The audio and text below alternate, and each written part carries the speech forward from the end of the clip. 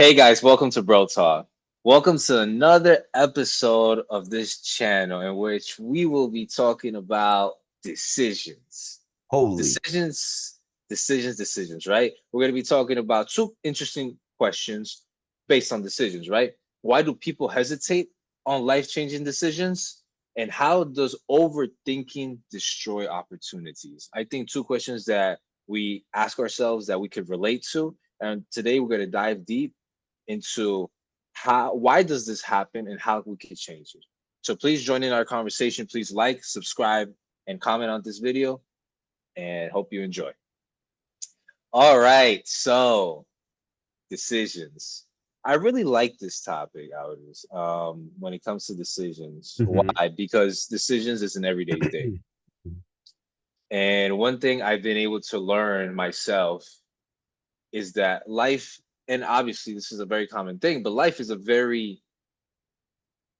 is all dependent on the decisions you make, right? Correct. Whatever decision you make is how the outcome of things are going to be. And sometimes we make good decisions, sometimes we make bad decisions, right? We learn from it, we try to improve, but there's always the fear of failure, right? Mhm. Of not knowing, of the unknown, right? And at the same time, sometimes we think we made a bad decision at first, but later on it proves that we've made a good decision. And it could Mhm. be vice versa as well. Sometimes we feel like we've made a good decision, and then later on it proves that we've made a bad decision. Mhm. So decisions are very interesting when it comes to taking them in life. But why do you think people hesitate on making life changing decisions? Mhm. And remember, this is a very specific question. It's not hesitate on decisions. We're not talking about any decisions we make in life. We're talking about life change. Mhm. So why do you think people hesitate so much?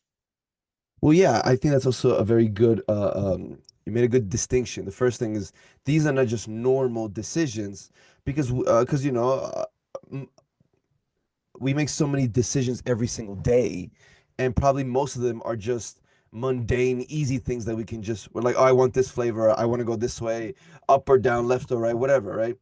A life changing decision can involve a relationship, a career, having a family, where you're Right. going to move. Okay, so now I was reading and different articles, I was on different databases, different authors that I was doing some research on. And there's actually many explanations to this question, but Okay. there was two different hypotheses, two different explanations that I thought that they were fascinating. One of them has to do with loss aversion, and the second one has to do with something called the status quo bias. And Okay. these two can help us understand why there is analysis paralysis or there is decision hesitation when people are trying to come up or make a decision on something that can be potentially life changing. So the first one, so Okay. this concept of loss aversion was actually uh, uh, uh, there was these two Israeli psychologists, right, Okay. Daniel Kahneman and Amos Tversky, who pioneered something called behavioral economics, where it basically showed that people, we as humans, and we spoke about this before, we're not as logical as we like to think we are. Right, a lot of times the decisions we make, they're actually not logical. They're actually more emotional. But then when we think I about it, believe that. we retroactively put logic or reason to it. Okay, so they came up with something called the prospect theory in the 70s, in 1979. So the theory describes, I have it as a little note here, a theory that describes how people manage risk and uncertainty, right? Their study, this theory, revolutionized the understanding of decision making by showing that humans do not weigh potential gains and losses equally. So what they found out was that losses, if you were to lose something, losing something psychologically feels a lot more painful versus an equivalent gain. So that's what they found, and I'm gonna explain that. Okay. Okay. So Mhm. losing something based on a decision hurts more than when you win. So almost. So they didn't really say a decision, but I mean, I guess we can connect it to Related to that. it. Okay. We can relate it, but basically Yeah. correct. So, for example, if you lost $100, but right, It that hurts more would than gaining. then gaining $100, like if I gave you $100, you losing it for you, you're gonna feel a lot more than if I just gave you Yeah. $100. But it's the same thing. You lost 100, but you gain 100. The loss hurts more, and that's what they found out with Okay. their prospect theory and doing experiments, right? So, Okay. and because we as humans have this inside of it's wired inside of us, that influences our tendency to that shows our tendency to making life-changing decisions, because if we fail, that failure is going to hurt a lot more than if we succeed and what we're trying to do. Does that make Okay. sense so far? Okay. Yes. Yes. Yes. So now let me give you an example here. So well, I gave you so based on their research, they did an interesting experiment. So listen to this. So what they did in their study, they asked participants. So the first option was this: we can either give you $500. You're 100% going to get the $500, or right. By the way, this is still option one. Option one: you either get the $500 right now, Okay. 100%, or I there's think a I know this one. 50% chance of Hmm. you winning $1,000, but then there's also a 50% chance of you getting nothing. So that's the first option. Okay. One of those two options is the first one, Okay. right? Now, Okay. Okay. First what example. they saw when they gave when they gave these two options was that most people chose the guaranteed $500. Of I course, would right? assume. Yeah. And it It's makes good. sense. I would have done the same thing. Now, this is Really? where what yeah, I would not have gambled. I don't like Why not? gambling.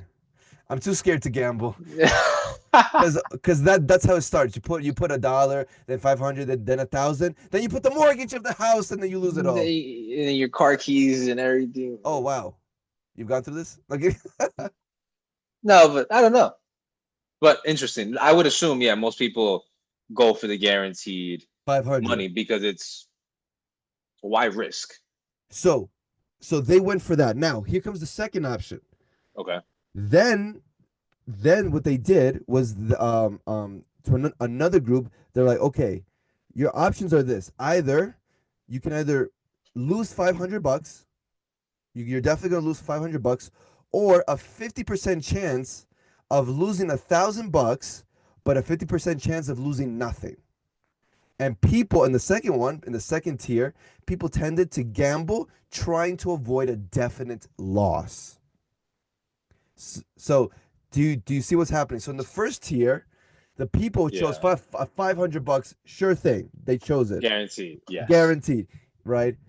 But in the second one, they were like, no, they went and gambled. Most people gambled because they definitely didn't want to have a definite loss. So what does this show us? It shows us that people hesitate to switch careers. Should I marry this girl or this guy? Should I have kids? Right?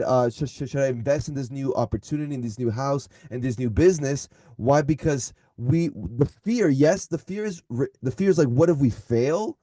Because the failure is going to hurt a lot more than if we actually win and we become millionaires or we hit the jackpot. The Right. loss is going to hurt us a lot more in the moment, and it looks like in the long term as well.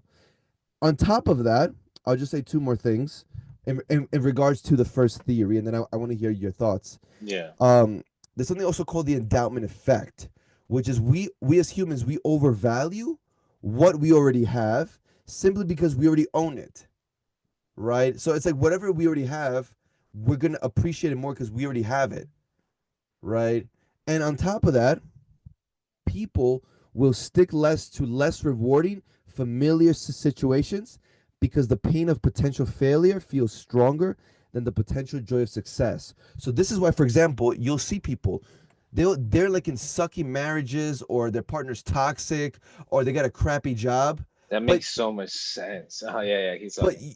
and you tell them, all right, you're so miserable, why aren't you leaving, or you dump this person, like what's happening? Yo, for And- real. but in reality, it's like, yeah, but what if I failed? So it's like, I'd rather be in a miserable situation that I already own, that I already feel comfortable in, versus trying the potentiality of winning and gaining because I already have this. I want to be comfortable. I'm scared of failure. And believe it or not, if I were to lose, that would hurt me a lot more versus if I actually did better. So can you imagine that? Right. So Yeah. I love the examples you gave even now when it comes to real life situations, because it's the fear of the unknown, right?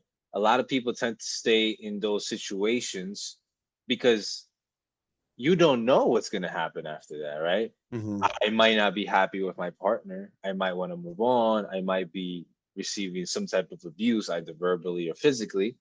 But moving on to the next step, not knowing what could potentially be out there, Mm-hmm.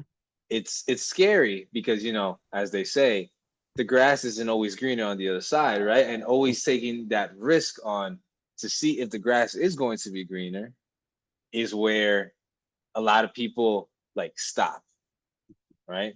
Because they don't want to end up trying to make that decision. And when they try to make that decision, immediately, let's say it comes a negative impact. If a Okay. negative impact comes immediately, then they're going to automatically believe it was a bad decision because it's a position that they haven't been comfortable in, right? And because it was the unknown and the first effect of it is bad, then it must have been a bad decision, right? Correct. And So, then and then it kind of becomes like a self-fulfilling prophecy. It's like, oh, I already knew this was gonna happen, and the mhm, first bad thing that happened, I was correct. I messed up. And I actually heard someone recently say this psychologist, I forgot her name, but she said, mhm. we're always thinking, well, what if I fail? But she says, change it and ask yourself, what if I succeed? Right. Yeah. Like just even saying those words out loud could like help you stop, having that like mental roadblock, right? In a Uh-huh. sense, right? Because it comes down to indecision. Because one of the notes that I put here is indecision, the silent killer of success, right? Uh-huh. Okay. Indecision is a mental and emotional roadblock that prevents people from taking action on crucial life decisions. And where does this often stem from? It stems from fear, overthinking, and perfectionism, Interesting. Okay. which obviously leads to all of this, right? And like we had mentioned, is not only I believe what you were mentioning is like the fear of regrets. Am I wrong? That was one of the things I said. So One of yes, them. one of them, yeah. But I believe this also comes down fear of regret, fear of the unknown. And what does that like embody? Basically the fear of failure, Mm. which is very interesting. I found out that it's called atelophobia. Yeah, that's I never even I mean, I know what the word phobia means, but I never knew that it had its own word, a telephobia. That's so Yeah, cool. atelophobia, yes. Oh my God, I'm atelophobic. I'm gonna start telling people that. Oh, What a pussy. oh wow, I don't have that. I get it. But we what now? Question. You said something about Yeah, no, tell perfectionism. me. Can you explain like how can perfectionism Hmm. make you like have this analysis paralysis or this big hesitancy to when making a decision? Because that's interesting. Well, I could relate to that a lot. I'm glad you bring it up. Because perfectionism is like obviously the want to everything to go as planned, right? Mm, correct. And I relate to it a lot because growing up, whenever I wanted to make a decision, I wanted to nitpick every single detail or to make sure everything went as planned. Why? Therefore, I don't know. I believe it was like um maybe I don't know if it's like the need for certainty or Hmm. the um being scared of the uncertain, not knowing that understand maybe just because of a repetition of events. Like every time things went like this, it always worked out or things always went well. So for this to go well as well, the same things need to be Mm. repeated in a sense, right? And that's the only way it's going to come out perfect because last time it did, right? In a sense, right? Gotcha. Yeah, yeah, of course. And the thing is that perfectionism, I don't think it's something to follow, because understanding that, number one, this life is so imperfect, and sometimes things will not go as planned as you want it to. Therefore, Right. once that perfectionism of you seeking, right, breaks or doesn't go according to plan, it it makes you less happy in a Mhm. sense than people that just tried to make a good decision themselves. Mm.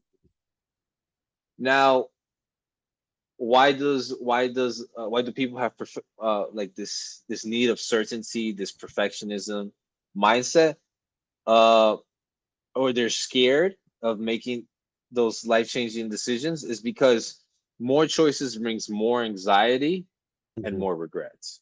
Mhm. So the more you have to decide, the more anxiety is going to bring to you naturally, you know. And one thing I did want to mention, uh, because it has to do with perfectionism as well, is sorry, the fear of failure. Uh, Reason why? Because there are things that you don't have control over in life, right? There's one interesting quote, um, that we've actually spoken about him, Marcus Aurelius, Mhm. Correct. um, in his book Meditations. He wrote, "You have power over your mind, not outside events. Realize this, and you will find strength." Mhm. So, what you don't have control over, don't stress of. What you do have control over, you could care of, Mhm. right? So, once you overcome this fear of failure, this this want of perfectionism, this fears of regrets, this fear of the unknown, I feel is like when it really helps you, like, take calculated risks in life instead of holding back and not getting that necessary growth in life. Mm. Okay. Okay. But so then, other than having like the stoic mindset that you just Right. mentioned from Marcus Aurelius. It's very interesting because all this has to do a lot with stoicism too. Oh yeah, 100%. But is there what's like another thing that someone can think of or technique someone can use to get rid of that perfectionism and realize, yeah, not everything's gonna go to my way. I need to be more flexible, and I only have control on what's in my head, and so forth. Um, hmm. Or like You're, my reactions in my head. I'm sorry. Hmm. can you repeat the question one more time? Sorry. Yeah, so basically, how did you overcome your Hmm. perfectionism? That's basically what I'm asking. How did you overcome it, other than having like a stoic mindset? Like, is there a particular phrase you said, a particular thought, a particular experience that made you like change your, like decrease your perfectionism that you used to have? I feel like all the anxiety it brought me at first, Mm-hmm. at first I thought it was something normal, and Mm-hmm. then little by little I realized that there are just things that I don't have control over, right? Things that either that happen to me or things outside in the world, right? And one quote that helped me a lot, or that has helped me, um, because sometimes even now, right, I try to, I want things to go this way, I want things to go that way, but that can't always be the case, Mm-hmm. right? So it's not only care about what you can control, not about what you can't control, but at the same time, it is, you are not what happens to you, you are how you react to it, in a sense, right? Mm-hmm. So I think these two quotes go hand in hand when it comes down to, there are things in life, events that you will not have control over, that you will not be able to to decide on how it goes, but what you can control is your reaction towards that thing, right? Mm. Or how do you approach it? And I feel like as time went by and I realized that, and obviously through mentors and stuff like that, and obviously life events that I saw that I didn't have control over, I was like, okay, this is something I need to learn how to overcome, because if I don't, I'm going to just stay in this fixed mindset where I will never grow, right? Uh, and but continue to try, and not be scared of what the potential outcome can be, because whatever it could be, that was just meant to be, whether positive or negative. Mm. Yeah, because then if you stay in that fixed mindset of perfectionism, it's my way or nothing, and you're hostile and you want every And single detail you're to go never to your happy. life. You won't be happy, You're and never happy. you're gonna Yeah, hesitate on everything. yeah. You're never happy on on on the outcome of the decisions ever, and Hmm. that's what brings so much anxiety, because that's what you keep seeking for. And it's very interesting how, when I was doing my research, there's not also the fear of failure, there's also the fear of success. Of making it, And okay. right. So, which is another cause of why people struggle or hesitate to make life-changing decisions. Because it's not only the fear of the unknown, it's not only the fear of failure, the fear of making a big decision, right? It's also the fear of success. Hmm. Why? Now, what is the fear of success? Well, the fear of success is basically like the fear of responsibility, That's what right? that's what it boils down to. Okay. Right. Because once you succeed in any category in life, or yeah, let's just put it as that, as in any category of life, you must learn how to maintain it, right? Mm-hmm. And sometimes it's hard to maintain it. We've seen a lot of people in life be successful, but not be able to maintain that success, Mm-hmm. right? So being responsible, which is a very interesting thing, it's also a fear in a sense, right? Because I've made it, but now if I want to continue off this good decision that I've made, I must learn how to continue along making these right decisions. And I feel like a lot of those people that have that fear of success don't understand that even with fear of success follows along failure. Mm-hmm. And you have to be responsible enough that you are going to continue to fail. That's why you can't have that fear of success. You've already succeeded. Must continue, but during that continuation, there's going to be failure as well. Hmm. Interesting. It reminded me um of a patient that I used to have, and her son. A lot basically your definition of, or your examples of a phobia or fear of success is kind of what her son had. She was telling me stories that her son had bought multiple houses in his life, either houses that he wanted to flip, houses he wanted to rent out and keep them as an investment, or houses that he wanted to live in with his family. But she said no matter what happened, he always kept losing each house. He kept losing each house for multiple reasons.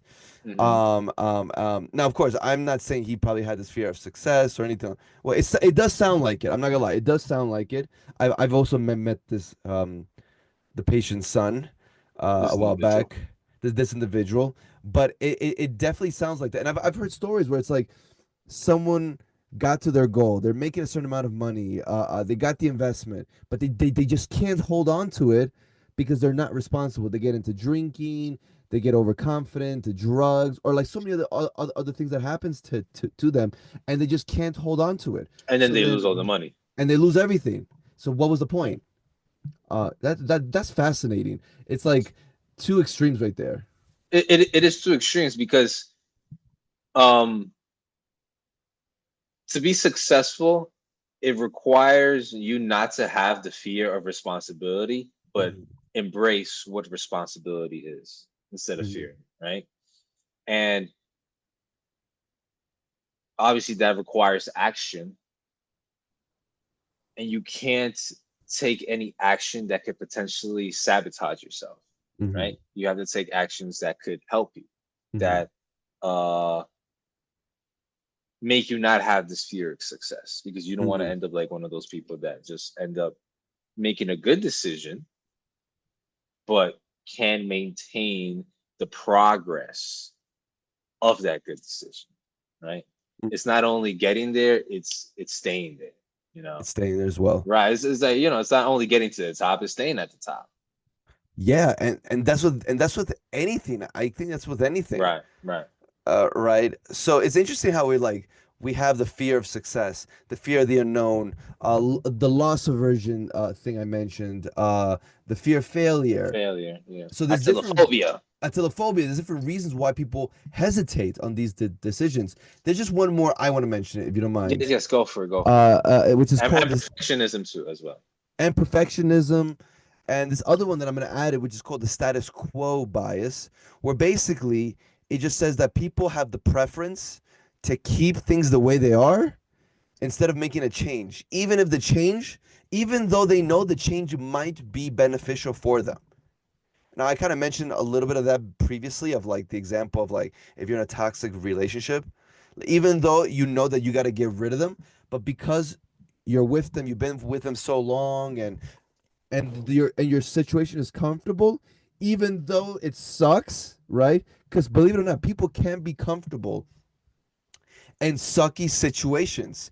People can be quote unquote happy with their crappy job, with their crappy life, and just complain, complain, complain. And it's easy to do that, and they have that, and they're already in the vibe to do that. It's easy to stay in that area in their It's life. easy to stay ignorant. Oh, 100%, 100%. Because you don't, Easy. because it is true. The less you know, right? Wait, what's the expression? What is it? Ignorance is bliss, Ignorance right? is bliss, 100%. Ignorance is bliss. So it's like the less you know, The less you have to worry about, the less you have to worry about, the less you have to act upon on, correct. because you don't fear, because you don't know, because you Because decide to be ignorant to it. you're like, I don't know, so I don't have to worry about it. It doesn't have to go through my mind. But that could be a huge depth. That could be such a huge hill that can really push you down. And I would also mention that because of this bias, the status quo's bias, this psychological, there's another added psychological mechanism to this bias. What? What's it called again? A status quo bias. The status Uh, quo bias. the one that you just mentioned. Yeah. I'm still on it. Yeah, I'm still on People there. are comfortable. Yeah, it's because you're comfortable in your situation, even though you know that a change can be beneficial to you. Because everything is like certain. It's certain and it's comfortable. Okay, But okay. also, what they also found with this bias, because I found a study on it that came out in 1988. But something else Okay. they found out about this bias or this psychological mechanism is a lot of the times people overestimate the negative consequence of change, and they don't realize the huge benefit that they could get from making the change. So in their minds, the consequence is so huge versus they versus in their mind they underestimate, right? That they should in their mind it's like, oh, but the benefit is so little. So it's like the ratio is so off in your head, even though a lot of the times it's not true. Now, in the study that I found in 1988 was that participants, this is interesting. They were given a scenario where they said, let's pretend you inherited a huge sum of money. Let's say it was $1 million. Now, and they give you two options. Would you A, keep the current $1 million, just keep it, and that's it, or two, make a new potentially better investment with the $1 million, right? So what do you do? So most people in the study in 1988, they chose to keep the current portfolio, even when the new option was logically better, right? Why? because it's like, you know something, let's keep things the way it is. I'm comfortable here. I have it right here. I feel happy here. Now of course, I'm not saying you should always go for the new I thing see or what you're saying. for the Okay. change. Like if you're 80 years old and you accumulated $5 million and someone tells you, hey, take a chance on this new investment, give me all your money, right? Maybe that's not the smartest thing. Maybe you should use the status quo bias and just live happily with your $5 million. You're 80 years old. Why risk it? Why risk it? Um, I feel like that all depends on scenarios, on circumstances. But well, yeah, I see what you're saying. well, if you're, I mean, according to a lot of financial advisors, they usually say as you get older, every decade, the risk level should decrease after every decade. So obviously, in your 20s and 30s, you should be a lot more risk. You should be taking more risk on what you're doing versus if you're in your 50s and 60s, right? Because Makes because you have the energies, you have a whole life to live in a sense, right? correct, and You're hopefully gonna be by then you already accumulated, so you should be fine. But again, this really does depend. And some real world examples is like, for example, I put three examples, and you tell me what the corporate job versus or like a normal white collar blue collar job versus entrepreneurship. Again, people listening, I'm not saying that everyone should become an entrepreneur. I'm not saying that. Sir, don't shoot. Uh, the gun is empty. I'm not saying everyone should become an entrepreneur. If you're happy at your job, great. Just go, just keep growing. But for example, a lot of people don't want to start their own business or side hustle because they're so scared. Like, what if I fail? And they want to be comfortable, right? Or a health and fitness where it's like, you know that you should go and work out, like you know you should. It'll be beneficial for you, or you're fat, or you're weak. You're like, but you know something, I don't want to do it. Other than laziness, they're like, well, like they're like, I'm comfortable with my work schedule. I just get home, I relax. I'm so tired, and you rationalize it. Or even a relationship, as I mentioned before, you're in a sucky, toxic one, and you know a change is good for you, but then you said, but I'm comfortable here. I know her well. She knows me. Let's just stick it out, or we'll figure it out as we go. So yeah, Mhm. I mean, I agree and disagree. with which part? It's like you're right. Less risk you should take as you get older. Uh, Yes. it makes sense, but what if you could make it in your 50s or 60s, or you, in a sense, you would have made it or could have made it, but you decided not to, and then now you live the rest of your life, without making it, in a sense. Talking about Mm. financially, right? Yeah. I would have preferred to make it in my 50s than never make it. Yes, but like, are you talking about like a crazy investment or something more certain? Like, what are you talking about here? Because um that the certainty is what I wanted to like get to. Because there was a quote here. It's actually from a book you really like. Oh, which book? It's called The Subtle of Not Giving a Fuck by Mark Uh, Hansen. Mark who? Mark Manson? Manson, sorry, Mark Yeah, Manson. I love that book. You bought me that book. I love that book. Yes. So it says certainty is the enemy of growth. Nothing is ever 100% certain. Take action anyway. No, So, I definitely agree with that quote. Yes. okay. But I think if you're in your 50s, right, you don't have so much energy. And let's say your job is more of a physical job, right? And you have a family to feed and you don't have too much savings. I mean, I think I would have to I would if I was advising this person, I would say I would say you would really have to look at the scenario you're in. And but you have to ask yourself, what if this goes bad? Right now, of course, I might be falling for the loss aversion thing right now, actually, right? You are. But it's like, but now, if he was alone, I would say Like, do it. okay, so you're basically saying that if no, he doesn't have any dependents. Yeah, if you had no dependence, and it's like, listen, if you're alone and you mess up or you fail, you can be poor and you But can build up quickly, right? but majority of people at that age have dependents. realistically. So let's say if they didn't, then I would say go ahead 100%. But like, but I feel that for a lot You of people, let's feel see, that's the yeah. problem Oh right wow. there. Is I mean, listen, if they can afford the loss, Mhm. when you're also bringing up this scenario, you're not saying go full in, right? No, yeah, if you have $100,000 saved, I'm not saying throw $100,000 into it, Okay, so you're saying more right? like take a calculated risk. Take a calculated risk, but like never stop trying because like the quote says, God, okay. nothing is 100% certain. So like nothing is 100% certain. You don't know if that investment that you're gonna make, let's say you got to take out 60 out of the 100, right? Got you. Okay. It can work out for you.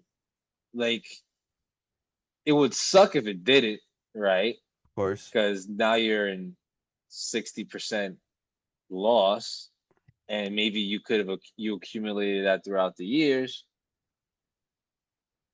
But what is life without risk, right? Like, So I would say what I would say is do it, take a calculated risk, and just figure out a plan if this goes south. Figure out a plan where you can get back on your feet. Once you figure out the plan, do it. But you have to make it happen. Just find a way, like a plan B, C, or D, if this goes south, so this doesn't destroy you for the rest of your life. because Um, this relates, because if we're going to be talking about that age, right? Obviously, we yeah. can relate it to that age, or we can relate it to even younger. But this relates a lot to perfectionism because if we wait till perfect conditions, you'll never act, Correct. Yes. Correct. right? So Yes. Yes. I guess it would, but like whatever you said was really smart. I guess invest a certain amount, but always have a plan B just in case it doesn't work out. Or I would just tell them, listen, take your 100 grand, put it into a whole life insurance policy. Make sure that the writer basically It's makes Jerry it Feta. is _J and or his company, and make sure that you can take out 70 to 90% out of your money immediately. So if you lose 60%, just that 60,000 is still growing. 3 to 5%. Remember, it grows in two places. A whole life insurance policy. So yes, you lost the actual cash, but it's still making you interest every year. So that's what I would Right. say too. You have an outstanding loan that you have to pay back, But no rush, because there's no rush. there's no rush. But at the same time, the money that you put initially will be growing at a 3 to 5% exponential rate, Yeah, right? depending on the year, but yeah, correct. Depending So, on the so again, I mean, listen, there has been people in history that they became wealthy in their 50s and 60s, right. like the guy who started KFC. I believe most people get wealthy. Correct me if I'm wrong. In their 40s, right? We're talking about people that from beginning take risk and like Mhm. are entrepreneurs and stuff. I believe in their 40s or Uh, 50s. no. Well, I know that the billionaires in the world that became billionaires, they became billionaires by the time they were like in their 50s or 60s. The Oh yeah, billionaires, billionaires, 100%. because that takes a while to Billion. get to. That's Yeah. that's not having fear of success. That is Oh not having fear yes. of responsibility. That is, I am successful and I maintain my success. As a matter of fact, I grow it, right? So they're the total opposite. That's why Correct. obviously 50s, 60s makes sense because to get to that point in life is extremely hard. Yeah, and they don't have this problem where they have a fear of regret or unknown or hesitating. Right, there are They none of they don't those have here. this. They don't have. They're willing to do anything to get there. Anything to get there. They'll do anything. A lot of people failed multiple times, and it's Of like course. So it's like you're right. What's life without risk? it's the same thing now. It was like obviously, well, this is not really much of a risk because, but it is more of a consistency thing. Like we're not losing anything by doing this podcast, but we are definitely trying to aim for something, right?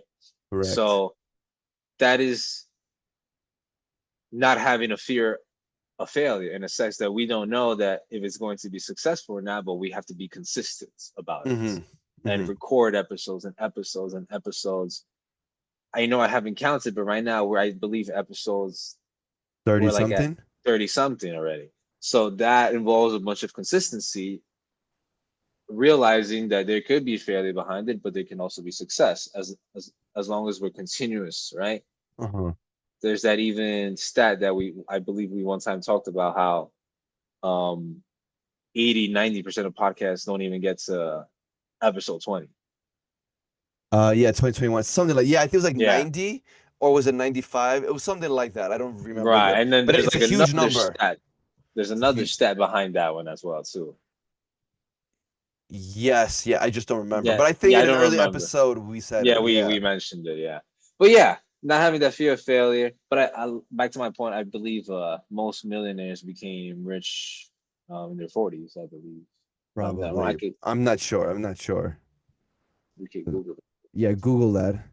And then I think after you find out that answer, we should tell everyone what are some solutions that people can do to overcome this feeling of like loss aversion, status quo bias. Like, what can people do to make sure that they don't have this hesitancy when making huge decisions? We are so wrong. What was the answer? The average age at which people mostly become millionaires is around 57. 50 to 70? No, 57, 57. Like the exact number. 57. The average Interesting. age. But a significant portion of millionaires are in their 50s and 60s. A small percentage of millionaires are under 35. Some people become millionaires in their 40s or even earlier, while others may reach the status in their 60s or later. So I would say if you're a person that's hustling and doing your thing, I would say between 40, 50.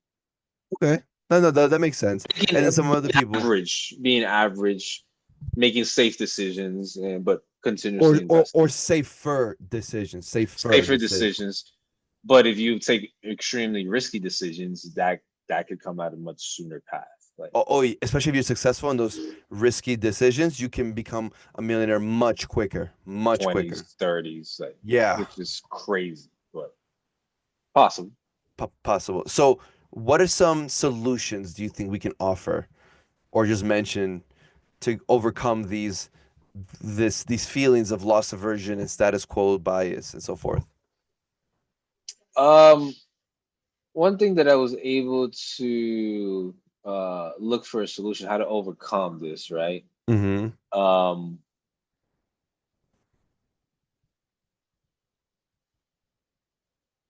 it's called the Pareto principle. Yes, I've heard of this. Yes, You've heard continue. of this, right? Yeah. It's basically it's if you don't understand what the Pareto principle, or you want to use a different word, it's like basically like the 80-20 rule, Mm-hmm. in where 80% of results come from 20% of your decisions. Mm-hmm. Therefore, you must focus on the biggest impact, not on the perfection. Mm-hmm. Why? Because as we mentioned before, if you wait for perfect conditions, you will never act. Mm-hmm. Perfection is like, I don't know if the right word is this, the epitome of execution, or is the total opposite of execution.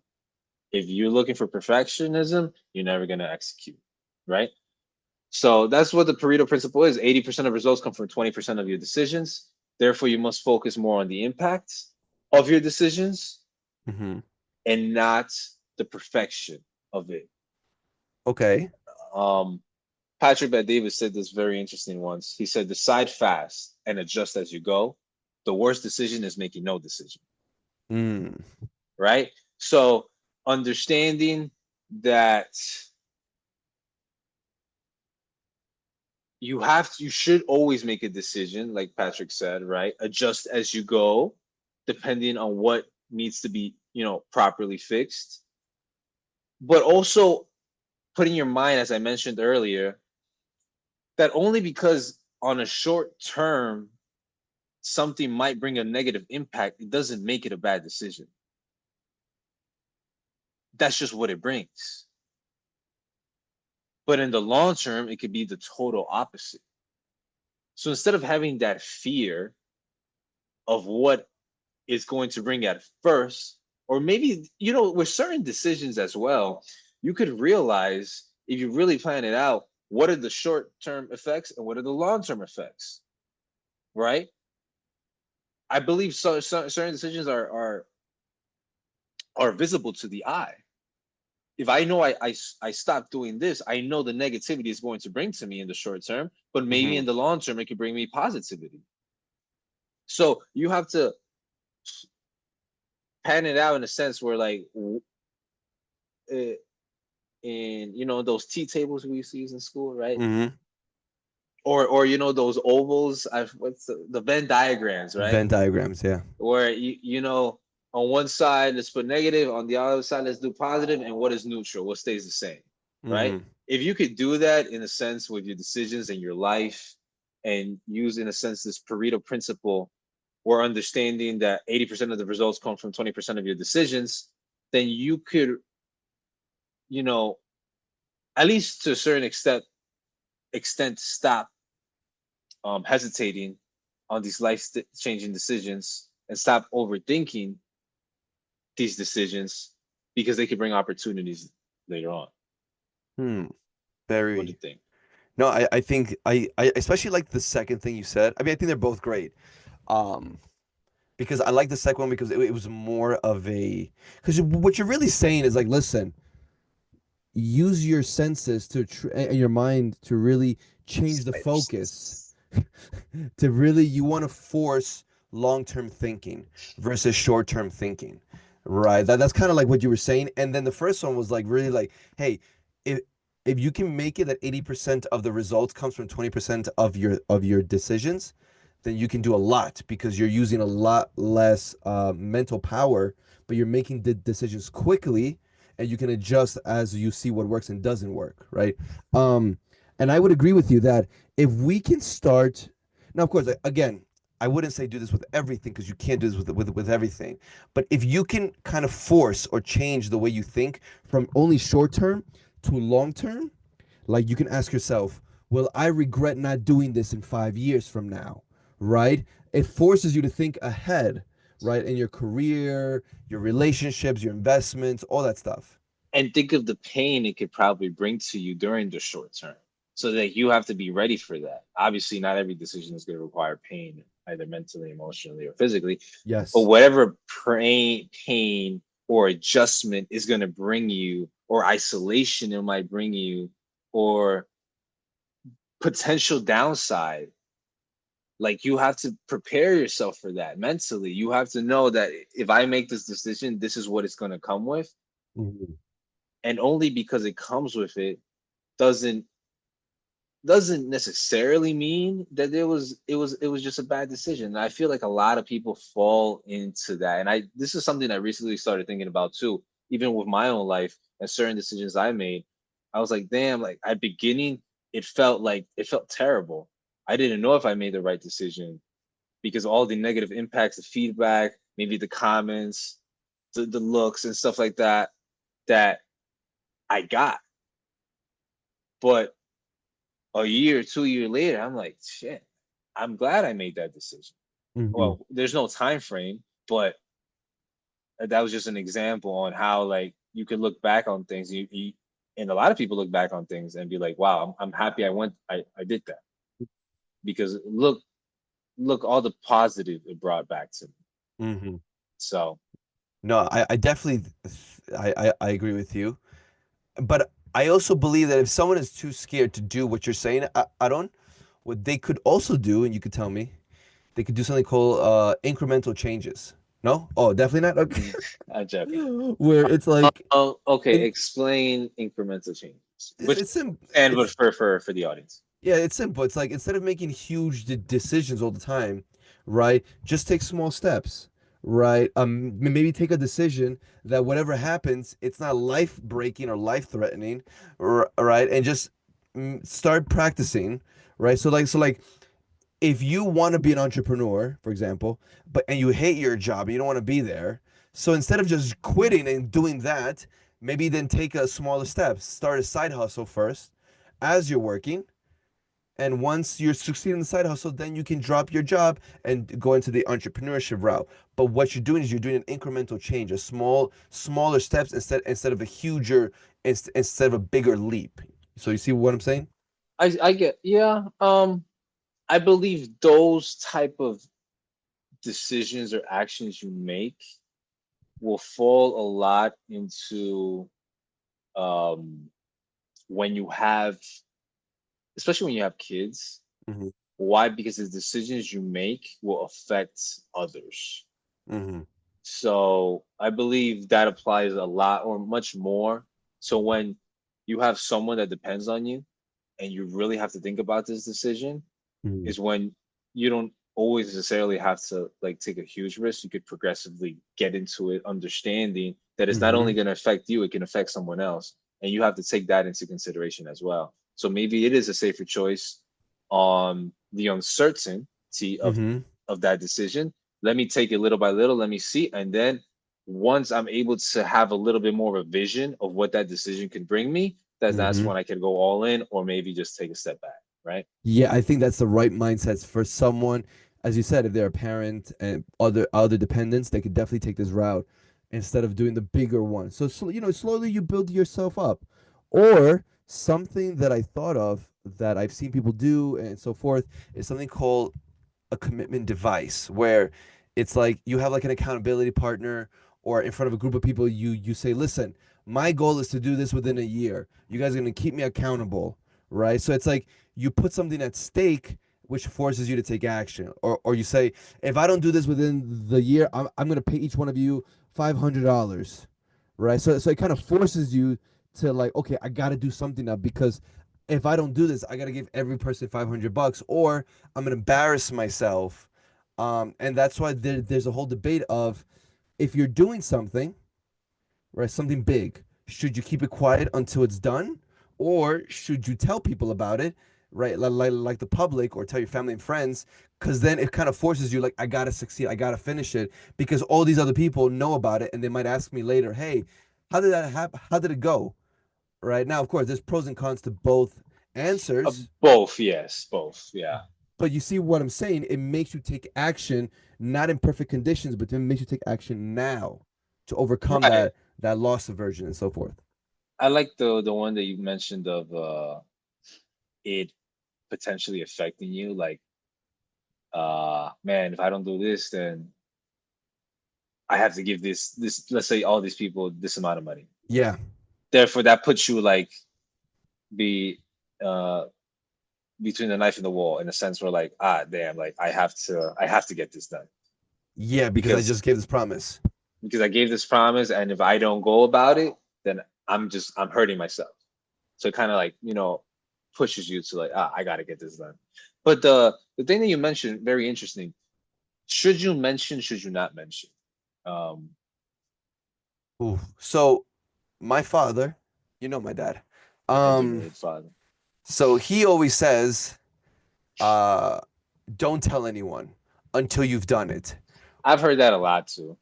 Because he also, my father would always say, like he believes a lot. I mean, and this concept is real.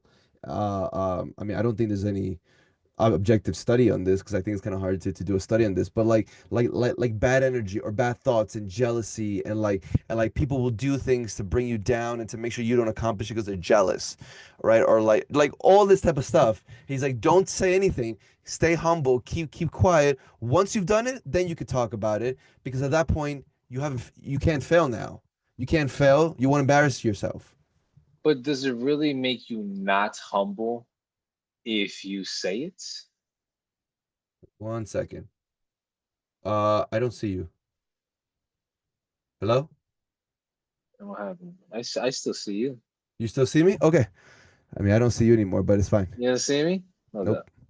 Okay, I see you now. I apologize. Sorry.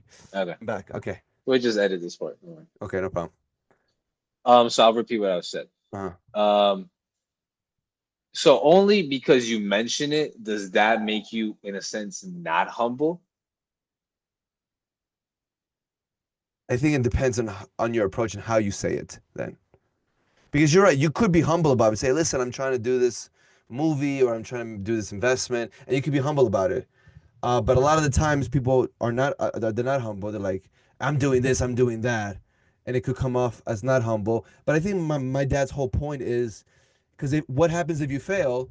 and you made this a big deal, or you were told everyone's gonna see you as a failure. They might make fun of you. You're gonna feel bad psychologically because, That could be I gasoline. what? That could be gasoline It for my really could. fire. Yes, it could. It could be gasoline, and that's why I said there's two sides to this argument. Yeah. My father always was more on the cautious side, and I try to be more like that, to be honest. I don't like telling people what I'm doing until it's actually done, or like I'm certain we're already in the end stages already.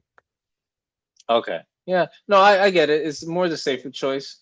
I believe if you come at it like in a humble way, where like, hey, I'm just explaining to you my plan or what I want to achieve, Mm-hmm. understanding that listen, hey, I know I still haven't achieved it, but I'm looking forward for that.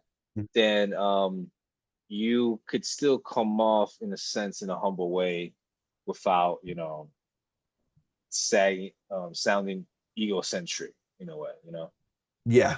No, no, definitely. Maybe on another episode we could talk about this more in depth because I think it is an interesting topic. Because this is really debated. This is a debated topic that people have spoken about. Um, Give just me one one. second, notice. No problem. Sorry, what's up? Huh? You need more clear bags? No, I need a few clear bags. Oh, yeah, take, no problem. Just give me 1 second. I'm just recording something. What I want to tell you in a little while. Sorry, I was. What were you Mhm. saying? Okay, going back. So yeah, just one little side note that I wanted to mention while I was doing the study before we go to the second question. It's about PUAs, pickup artists, especially street pickup artists. Okay. Um, I remember when I was younger, before married. You probably remember I had books, different books on like on like different people who would do this. They would pick up chicks on the streets, and then they were great conversationalists, good flirters. I remember I had a lot of books on this, and I knew Mm-hmm. people in college who were very good at this, and I remember watching a lot of content on what these people would do, and pickup artists in my mind they had just amazing conversational skills, and the key thing is here, they don't overthink, they're not hesitant, and I think people can learn a lot on the mindset Mm-hmm. of a pickup artist when they're trying to talk to chicks and so forth, on what their mind is. And I wrote a couple notes here. For example, first Okay. thing, a pickup artist is an action oriented mindset person because their whole thing is approach. So they take immediate action instead of hesitating, right? Have you ever heard of the 3 second rule? No. Explain it to me. It's basically if they see a hot chick, let's say they see someone that's beautiful at the club, at the bar, or whatever, as soon as they see that person and they're like, I want to talk to that person, you have 3 seconds now to approach them. You can't be thinking So of as you like think about it. 3 seconds. You're walking towards it, you have 3 seconds. That's it. And that puts you into an action mindset mentality, and you don't hesitate. Because why? Because the pickup artists, they treat every interaction as very low stake. For them, a rejection is not like the end of the world. They're like, this is part of the game. And as Part kind of as the game. you mentioned, when you're making life-changing decisions, making big things with your career, with your relationship, with your investments, with a lot of things, failure is part of the process. So for them, they're like, I want to get these girls' numbers. I want to go out with them. It's part of the process. I'm going to get rejected or the conversation is not going to go well. So they treat all these convos as low stakes because for them, it doesn't matter. So that's one thing. Number two, they do something called cognitive reframing. So instead of seeing a single interaction, that one convo, as a high risk, right? They see rejection, and I already mentioned, as necessary, and even a positive outcome, because guess what? The way they think is like, oh, guess what? I just filtered out this girl. This girl's not interested in me. So guess what? I don't care about this person anymore. I mean, it may sound kind of crude, but this is what they say. I don't care about this person. I'm one step closer to getting more girls that are interested in me. The third one is It's about a great pattern. mindset. Phenomenal. It's The phenomenal. third one is pattern recognition, which is they apply So they already have certain pre-conversational structures in mind or routines. They already have it in mind. So they're not always coming up with new things. They already have certain like structures that they use for every convo, right? So they know what works. Let me apply it now. And the last thing I'll mention is repetition. Repetition. They do exposure therapy is part of their mindset because the more you expose yourself to this interaction, to this, to what pickup artists do, the awkward situation becomes less and less awkward as the more conversations you do and the less emotional you become to a rejection. So all of this you can use when making life big decisions is like what Patrick David said, make decisions quickly. And of course, you want to contemplate, you want to think about it for a bit. I get it, especially because they're big, but make a decision quick once you've contemplated it, you've done pros and cons, and take action. And as you're doing it, if you need to adjust, you can adjust. There's very little few decisions in life where you can actually, where you can't adjust. Most decisions in life you can adjust. They might be a little Yeah. slower, right? But you can still do it. So yeah, Interesting. I just wanted to mention that. I like it because the pickup artists, that's technically what they do all day. I believe they gain so much confidence. Oh wow, Um, yes they do. because they understand that rejection is part of it. They understand that they have to be putting themselves in uncomfortable positions to eventually get comfortable, right? Mhm. I think for this, the final takeaway that I get out of things is like out of this, the whole hesitate on life changing decisions and the overthinking part of the things is that action is the ultimate answer. I mean, And there's a few quotes that I wanted to read here mm-hmm. that I found very interesting. Three quotes. So Mm-hmm. one is by Marcus Aurelius, is the best answer to fear is action, right? So we spoke Mm-hmm. about that, Mm-hmm. how in every decision that we must make, we must take an action, right? We can't have that fear of failure, the fear of success, and the fear of the unknown, Mm-hmm. right? There's also one by Patrick Bet-David, which Mm-hmm. he says the world belongs to those who execute, not those who hesitate, Nice. which I is love that. which is true, right? You could conquer more, you could obtain more by just taking action and not continuously hesitating. Because the more time like you take to hesitate, the less time you have to like, I would say, make a proper or good decision. Mm-hmm. And funny thing, what the last one, it is by Andrew Tate, which says every decision you delay is a win for someone else who took action first. Wow. Yeah. Yes, especially in the business Right? world. Yeah. Especially in the business world, right? So I think at the end of the day, the solution of indecision, which is basically this topic, right? The solution of indecision is simple. It is to decide, to act, to adjust, and to repeat. That's it. Amen. Amen. I love that. I love that. We should put that like on a plaque on our rooms. Or like oh yeah, like one of those like portraits.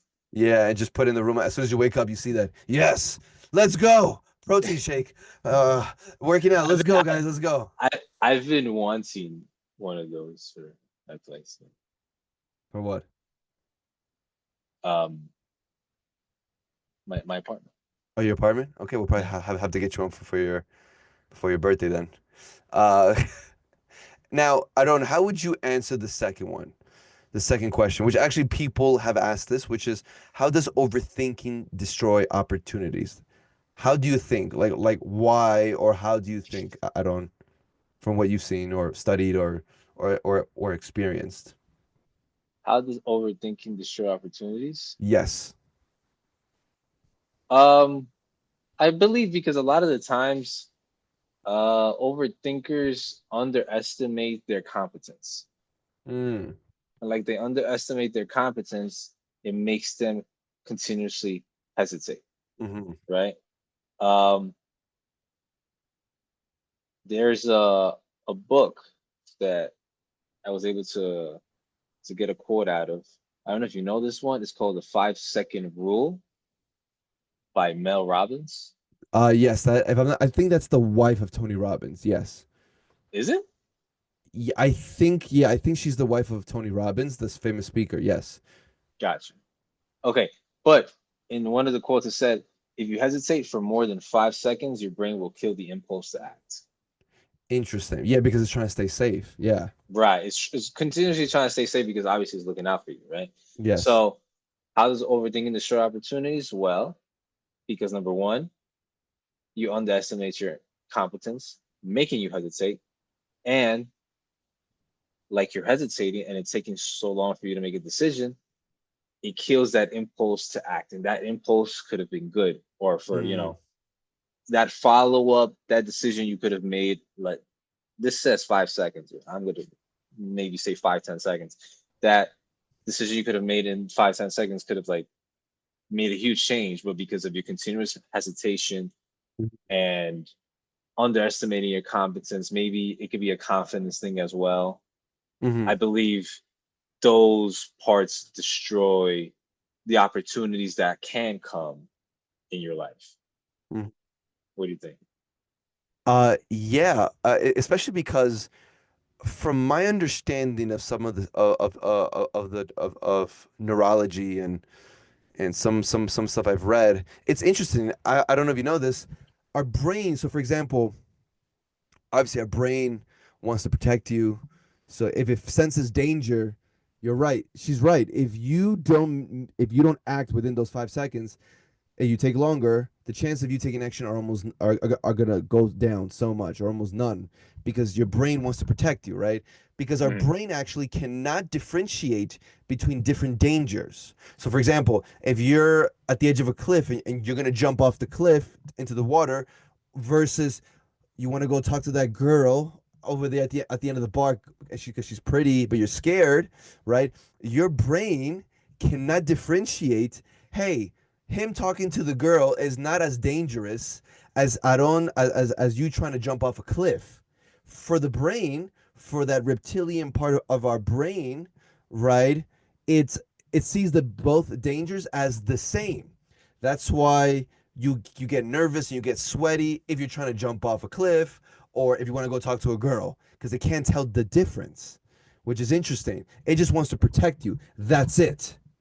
Right? But because today's society, we have a lot more things to be scared of, or that there's a lot more complications than, let's say, back in the day when things were simpler.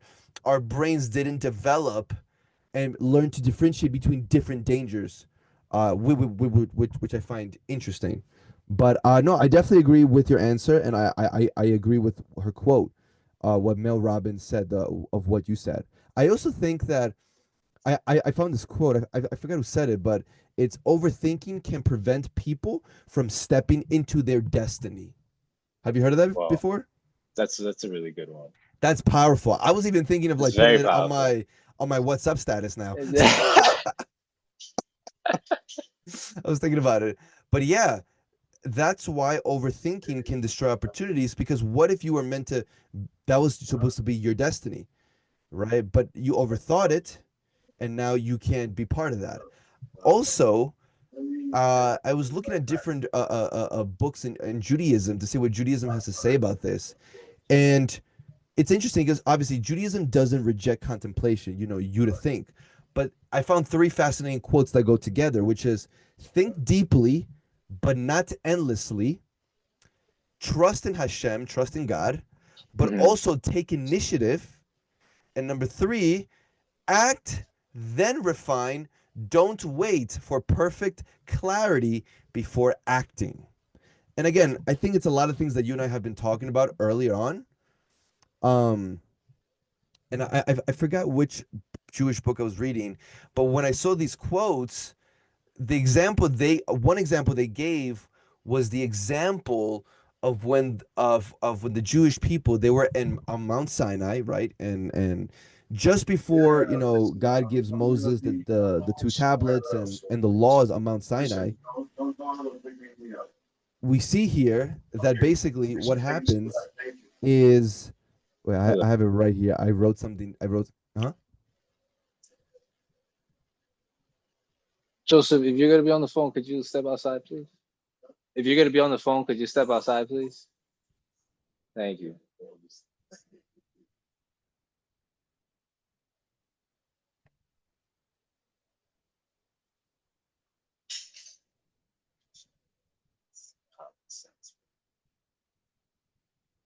Sorry.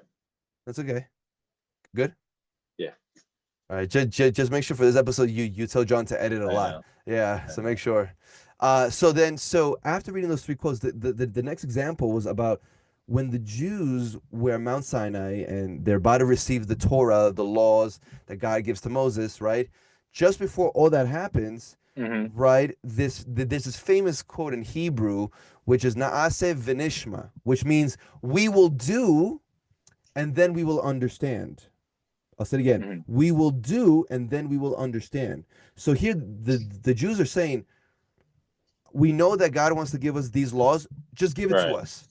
Give it to us. We accept it already. So they didn't say, hey, can we read it first and make sure we like it and we understand it? You know, can we make sure that we're in accordance with this? They said, no, just give it to us. We'll understand later, which suggests, as part of our conversation, that actions must precede clarity. Again, I'm not saying for everything, but I think for a lot of the times you need to take an action, right, before you understand everything clearly. And I think a great example of this was when I started telling you about the whole life insurance policies and what they can do to help you grow your savings and your wealth. And I remember years ago when I started telling you about this, and when you finally decided to take action, I remember you didn't completely understand. You knew enough, like you knew enough to understand the It's like basics and how it works, but not everything. But you still it's took like action. it's like I trusted someone who knew more than me. Yes, yes, yeah, you And- definitely did. okay, can you, because you're relating this to the quote that the Jews obtained, right? That they said. That they said. What was the quote again? It was Nase Vinishma, which is we will do and then we will understand. And what I was saying was that we see here they took action before they got complete clarity, right? So, And I'm saying, and I'm well, not me, but both of us, we both said that a lot of the times overthinking, right, can ruin a lot of things. So in order to avoid overthinking, right, sometimes you just have to just do something, just do it. And I mean, I'm not saying like do just something do with it. zero knowledge, right? But maybe Right. maybe you got 30% knowledge, 40% knowledge, just do it. And as you're doing it, you're gonna learn so much. You're gonna learn tremendously. And that's what matters. That's risk, right? It makes a lot of sense because in the example that you gave, the Jews trusted God, right? Correct. God is almighty, all powerful. He must be telling us to do this for a reason, right? Either Correct. way, we might question it, we might not agree, we might not know why, but there's a reason. Hmm. So we will listen. You said we will. No, we will Saying do and we then will we will do. understand. We will do, and then we will understand. And that was the same. That's why I kind of related it to the example. You related it to the example where, like, I didn't get it 100%. Hmm. I understood a good portion, but in a sense, I just did, and now I understand. Right? I understood Hmm. much more later on. Until this point, now I understand it fully. Um, and you think that would apply a lot? That would apply to people that overthink. I would say that people that overthink don't do this because they want to understand everything first and then I'll take action. And for I was talking to someone, for example, last week, right? And he's a cool guy, and he basically and he's also a medical professional, and he told me, oh, I'm just getting into real estate. I said, phenomenal. So, and he started telling me some of the resources that he's reading that I also read years ago, like the Bigger Pockets books and the podcasts and the blogs, and you know about it as well. And I Right. said, and I kind of got a feel of how much he understood. I was like, oh, great. So you can start doing, some of this basic stuff. And he was like, actually, no. He's like, I'm gonna give myself about a year to 2 years, and then I'll take action. And I said, 1 to 2 years? Why so long? And he's like, because I really want to understand everything. I really truly want to understand everything, and then I'll take action. right? And again, a lot of people are like this. And yes, the Is that more, yeah, go. is it like a wrong or right, or both ways could you can execute well? I think, for certain subjects or certain topics, maybe you do truly have to understand the 80 to 100% before you do it, because it could be, because then you'll always lose or you won't make any profit. Maybe there probably is. But I think for a lot of the things, you don't have to know everything. I also told him, like, listen, you can read all the books, you can watch all the courses, but if you don't do it, it's not going to translate completely, right? Once you're actually doing it in real time, things will start to click, and because you're doing it, you're going to have to adapt quicker and do things quicker because you're actually going through it instead of just reading a book. I mean, of course, in my case, I always read or watch a course before I get into something, always. But me personally, I'm not going to wait till I'm 80 to 100% to start to do it. Hmm. Makes sense. I think maybe for each individual it would be different Hmm. depending on, I guess, the topic, but Hmm. the amount of risk they want to take as well. If they just want to understand a low percentage, but you know what, let's just do it. Yes. While with others, it'll be like, no, I'm more on the safer side. Let me do 80% at least, and then Hmm. I will act upon it. But yeah, it makes sense a lot when it comes to the overthinkers, and hopefully, they don't destroy those potential life-changing opportunities they could get. Yeah. No, I think this is crucial. And again, I don't think everyone needs to like try to aim to be the 1% of the world. Like you don't have to do that. Like you can live a normal life, have a normal job, but you can still put goals. Like normal people can have goals that maybe are a little scary for them or just a little bit out of their reach. But if you can adjust your mindset, decrease your loss aversion, decrease your status quo bias, decrease your perfectionism, decrease your fear of the unknown, of the regret, of the failure, which by the way is always going to be there, always going to be there, no matter how great you are, right? If you can learn how to decrease them using different mindset shifts, different tactics, more positive thinking, maybe different psychological tactics, not only are you going to decrease all these phobias, all these fears, any goal or maybe most goals that you give for yourself, for your family, you're going to be able to reach it. You're going to be able to reach it because you're not hesitating, you don't have analysis paralysis, you're not overthinking. And when you get rid of all of this, what you're going to realize is that at the end of your journey, you are in control. You can achieve anything because you stopped overthinking. Now you were able to reach your destiny.